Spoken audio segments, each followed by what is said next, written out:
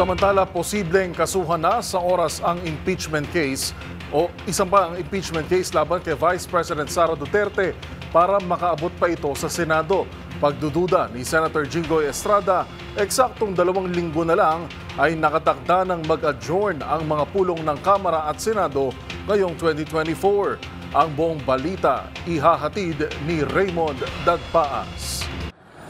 Malabong makausad ang impeachment case laban kay Vice President Sara Duterte sa Senado. Ito ay kung ang pagbabatayan ng natitira pang schedule ng sesyon ng Senado. Ayon kay Senate Pro Tempore Jinggoy Estrada, batay sa kanilang legislative calendar ay mag-a-adjourn ang sesyon ng Kamara at Senado sa December 18 para sa bakasyon sa Kapaskuhan.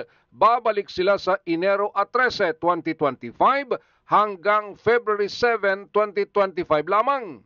Mag-a-adjourn muli sila para sa May 2025 national at local election at ang balik na nila ng sesyon ay sa June 2 hanggang 13, 2025. Hindi na. So bakit? We will adjourn on December 18. We will resume on January 13. We will adjourn again first week of February.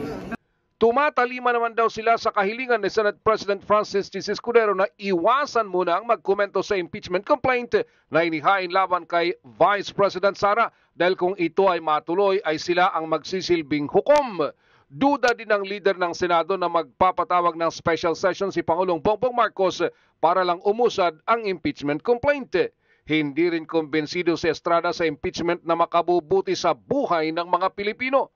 Napatunayan na umano ito nang pinatalsik ang kanyang ama na si dating Pangulong Joseph Estrada, ganun din ang naunang pagpapatalsik sa naunang Pangulong Marcos.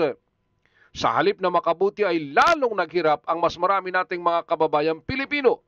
Matapos ihain ng mga civil society groups ang unang impeachment complaint laban kay VP Sara, ay maghahain din ng sarili nilang complaint ang Makabayan Bloc sa Kamara de Representantes. Para sa MBC TV Network News, ito si Raymond Dadpaas, una sa Pilipinas, una sa Pilipino.